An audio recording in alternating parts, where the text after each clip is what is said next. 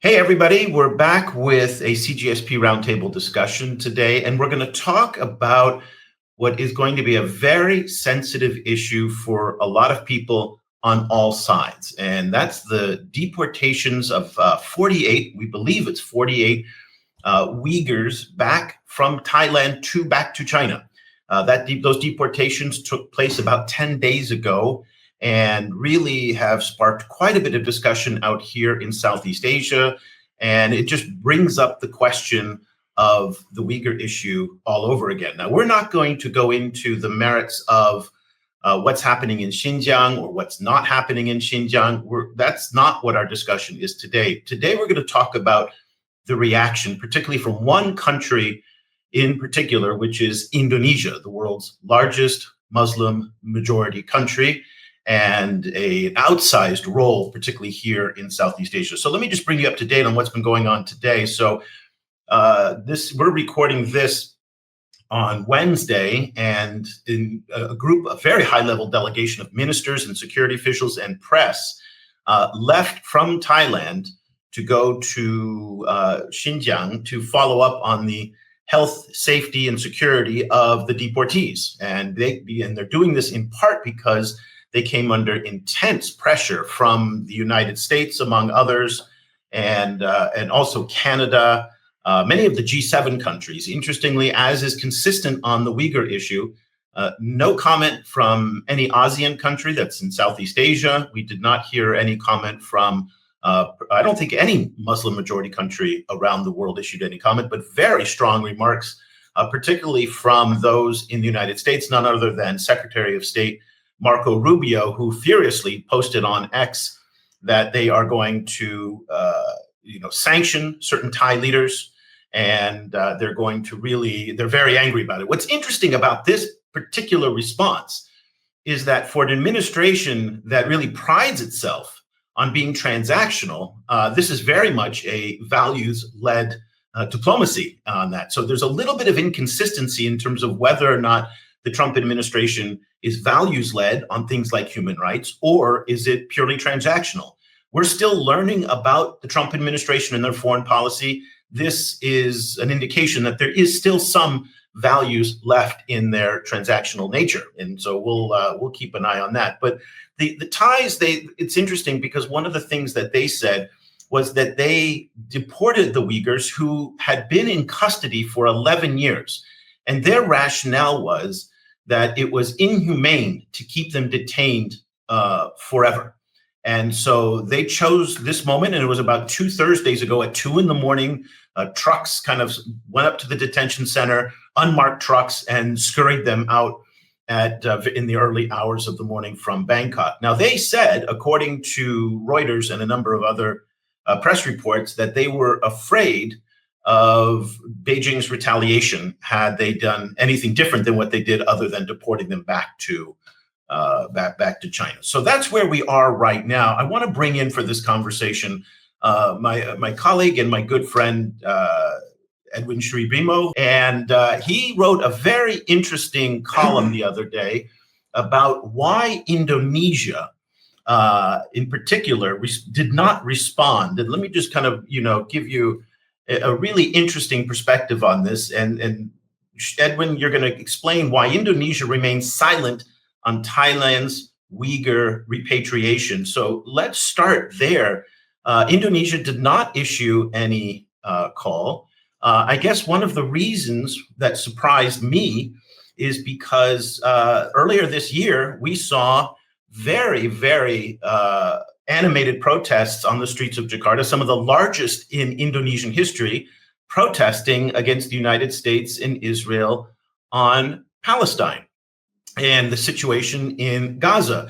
So, Edwin, I guess the question that I have is that, and again, this is an open question. I don't have any it's not a loaded question here. How is it that Indonesians and the Indonesian government is concerned about the plight of Gazans, but at the same time doesn't have the same level of concern, or any concern, at least publicly, about the plight of other Muslims, in whether it's the Rohingya in Myanmar or in Kashmir or in the question of the Uyghurs. Tell us a little bit about the background of this issue and how it's seen from Jakarta. Yeah, thank you, Eric. According to my assessment and a little bit of research, I assessed that this is, I think, Indonesia's move here of not following the Western example, condemnation or anything. It's basically foreign policy. Foreign policy as in Indonesia thinks that it's a domestic policy of Thailand to deport these Uyghurs back to China, where they departed to Thailand. That's basically it. Foreign policy of not intervening or maybe not. Well, basically, it's not intervening other countries' domestic policy of deportation of perhaps here maybe alleged refugees, or maybe they are refugees, political refugees. But Indonesia, I think, according to my assessment, does not want to interfere with Thailand's domestic policy. In this case, deportation. So that's the fundamental difference in the eyes of what you're saying in terms of the Indonesian public and the Indonesian government between the situation in Gaza, which they don't see as an internal affairs matter, and the situation in Xinjiang, or Thailand in this case, where they do see it as a situation of internal affairs. And is that the fundamental difference between these two issues in the eyes of Indonesians? Yes. Regarding Xinjiang, I think it's the same that Indonesia, I think, as far as my assessment, thinks that Xinjiang problem for China is an internal problem because it identified Xinjiang problem as a secession problem, or as not rebellion, maybe a separatism problem, effort to separate from the China. So obviously it's a domestic problem. It will be a different case if the case is oppression towards a certain community or religion in the country or in any country. That would be a problem. And even if that is a problem, Indonesia wouldn't take the path of condemning or of speaking through a megaphone from outside the fence. It's similar. And I think, as far as I assessed, Indonesia is looking at the Xinjiang problem as a domestic problem of China, similar to what Indonesia sees in what Thailand did, which is a domestic policy, internal policy of Thailand to deport. That's why Indonesia does not publicly condemn or protest or express concern about the move. That's basically it. So how does it reconcile then this role that it has taken on for itself as a guardian of Muslim rights around the world? And that is the rationale that they've had. Again, I mean, I'm just bringing up Gaza because it shows the polar opposite in terms of the policy response.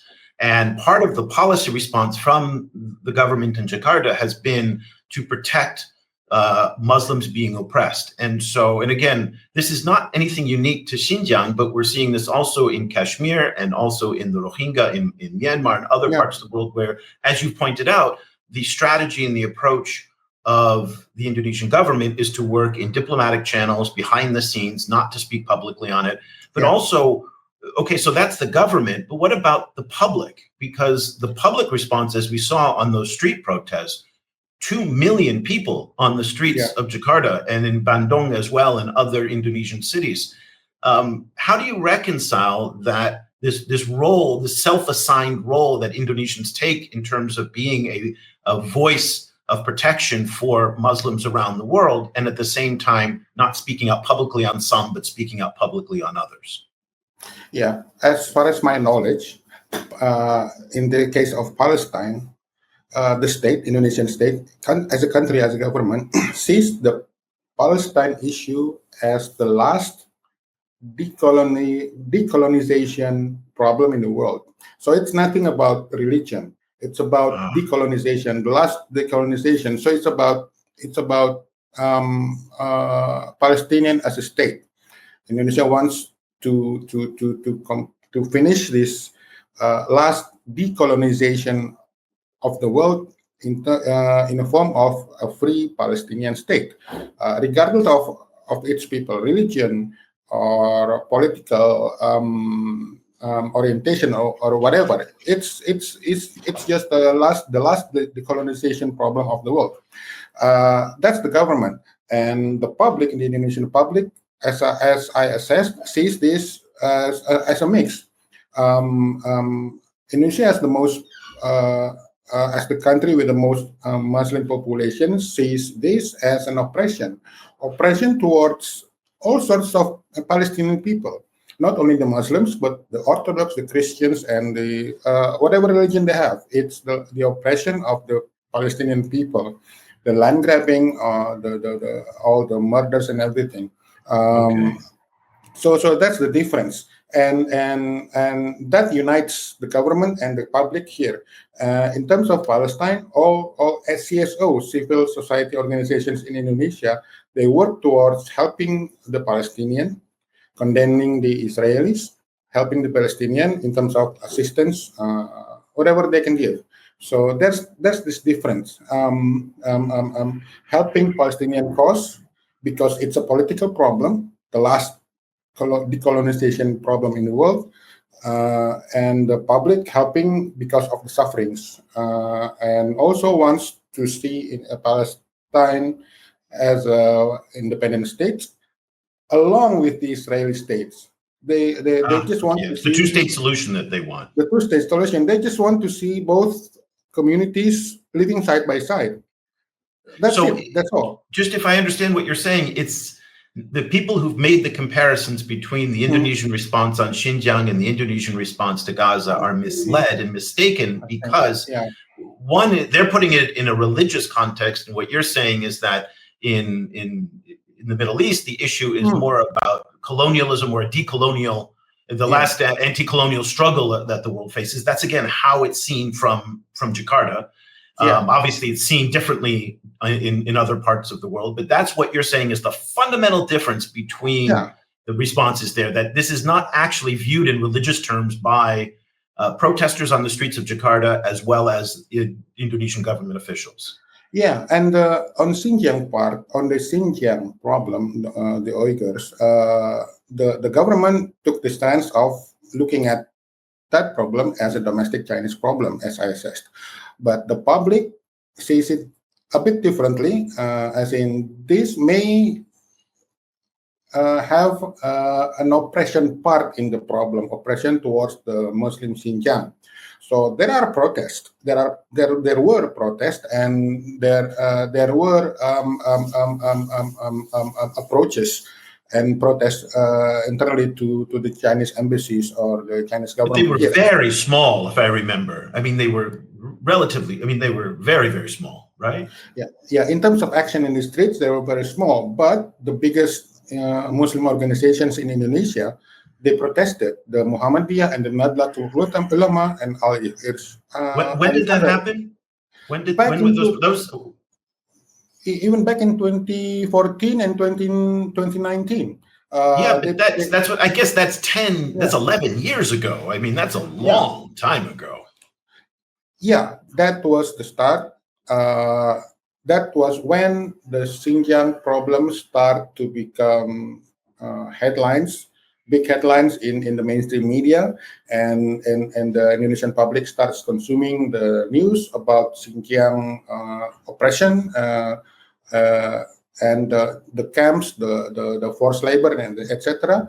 And the two biggest, I think, the two biggest Islamic organization in Indonesia took action to seek clarification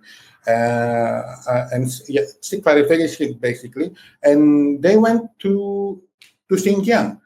They went to Xinjiang on a how do you call it, on a fact-finding mission, But of course, it's facilitated by the Chinese government.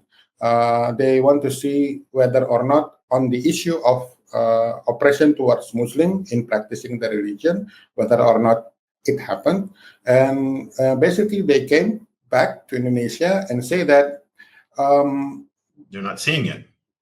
You're not seeing it, but there's a note that there's a perception that if a Muslim woman go out in the streets wearing hijab, they can be seen as part of the secession movement, and etc. It's like just something like that. So there's so these two this one organization noted that there might be fear among the Uyghurs, the Xinjiang people, that if they expose their religion on a day-to-day life, they are concerned, or they were afraid to be seen as. And that was the perception of the fact-finding mission. That's the perception of the fact-finding mission, right? Okay. And when did that take place? Somewhere between, I forgot the exact date, somewhere between 2014 and 2019. I need to check the data, but Nahdlatul Ulama sent a delegation there, and those were the fact-finding mission, and those were expressed publicly because it relates to the freedom of practicing religion in anywhere. And I think I don't know. I don't have the information whether or not those concerns were followed up by the Chinese government, but I think those were expressed in terms of civil society expressing Muslim civil society expressing concerns about the fear that they captured when they were visiting the area. So I think that was. But still, there's a difference in looking at the problems and identifying the problems. Indonesia sees it as a government as a domestic problem, addressing the secession or separatist problem, and the public sees it as perhaps this has oppression in it. So the fact that there have only been 2 or 3 protests over the past decade indicates that this is really not a major irritant in the Indonesia-China relationship for the most part. This is not. There's much more sensitive issues related to trade, related to the South China Sea, than the Xinjiang issue as a whole. And just to be clear, as I said at the beginning of the show, this is a highly contentious issue. It's very, very sensitive. Supporters in China would say the reason why there is no pushback from countries like Indonesia is because there are no problems. This is a made-up Western conspiracy. This is a made-up Western allegation about human rights abuses. They will tell you that when you look at all of the kind of Human Development Index statistics related to the Uyghur minority population in Xinjiang, whether it's caloric intake, whether it's life expectancy, whether it's employment and whatnot, they all point up. That is their line. On the other side, critics in the West, and particularly in Europe and the US, will tell you that there is widespread persecution that goes on. We're not going to adjudicate that here today. That's not our point of our discussion here, but I did want to acknowledge that there are very different perceptions on this issue, which fuels the emotion behind it. But really, at the end of the day, when we look at Indonesia and how it frames its bilateral relationship with China, Xinjiang, for the most part, is not in the top 10, 20 issues that they focus on when Prabowo will meet with Xi Jinping, for example. I don't think so. As long as, there are principles. I'm going to start with this. Indonesia, I think, has its own way, has its own perspective in looking at things, not bluntly following the Chinese perspective or the US perspective. Indonesia has its own perspective, has its own fundamentals in looking at perception of human rights abuses or violation, in perception of looking at separatist movement in other countries and etc. And those fundamentals are maybe the same in some part, maybe different in some part with let's just say two competing perspective, two competing narrative, and it resulted in a different approach. Maybe Indonesian approach is different with the Malaysian approach towards Xinjiang. Maybe it's different with the Thailand approach, but in Indonesian approach, as I can assess, is that on a country-wise, on a government-wise, it's a domestic problem. As long as you how do you call it? You find a solution peacefully and no human rights, no murders, no mass murder or whatever, no violation, no torture, then finish it. Solve it. That's all. But also, there's some. You were telling me earlier there's some sensitivities in Indonesia. The fact that the criticisms on the Uyghur and Xinjiang issue tend to come from Western publications, Western analysts, and especially the now defunct Radio Free Asia, Voice of America. These were the U.S. government media that were very persistent on that. And there's a lot of suspicion in Indonesia about Western media accusations against China in particular. And that did not help the case among the Indonesian public when they see all this Western media focusing so much attention on the Uyghur issue. No, well, Indonesia is an Indonesian public, as in consumer of news. It's an open wide sheet. They absorb anything, and Indonesia has been how do you call it, a battleground of the competing narrative, and all the middle class, all the officials, they are educated in the Western countries, and they have the Western perspective of looking at things, of identifying so many things. So therefore, making a decision based on those thinking process.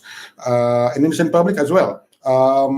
They consume so many narrative on a daily basis, and that's like everywhere. Yeah, just like everywhere. So in the Indonesian public tends to consume and later sees all the problems as according to what the media. Right, but Edwin, I'm just giving back what you were telling me. So you were saying to me that because these accusations are coming from U.S. government media and Western sources, that fueled, distrust in the Indonesian public. Is that? Did I misunderstand what you were telling me? Yeah, distrust towards on the Xinjiang issue. So they questioned the validity of the accusations because it came from Western media. For the most part, but they still have suspicion as if maybe this is true. Maybe they have some truth in it, but we don't know. We don't have any way to verify. But well, this comes from the Western media, and the Western media always negative towards China in whatever they do. So maybe we should step back and just watch things unfold. That kind of thing. But on the aspect of oppression towards Muslim, we need to find out ourselves. We don't go straight and blame and condemn and put on the megaphone and start condemning. No, just let's find out whether it's true or not. So that kind of mindset and mentality that Indonesian public have. The sensitivities is towards the oppression towards Muslim in practicing their culture and religion, not towards the rebellion. The separatist movement, alleged separatist movement in China from Xinjiang. Okay. Well, the column is why Indonesia remains silent on Thailand's Uyghur repatriation. We also did another article back in 2023 with our former colleague, Antonia Timmerman, who wrote also on the same issue, because this has been something that comes up over and over again quite a bit, an absolutely fascinating topic. And so I'm really glad that we had the time to get together today. This is the first time you're on the roundtable with us, so we're very excited to have you and to talk about some of the reporting that you're doing for us from Jakarta and looking across the Southeast Asia region. We'll be back again with another edition of the roundtable. We're going to have also Edwin join us a lot more on the podcast and also on the YouTube channel here. and to talk about some of the great work that he's doing there. We wanted to shed some light on, again, what is a very poorly understood, very sensitive issue related to China, and especially what's going on right now here in Southeast Asia related to the deportation of 48 Uyghurs back to China. So let's leave the conversation there. For Edwin in Jakarta, I'm Eric Olander, and we'll be back again next week with another edition of the CGSP Roundtable. Bye for now.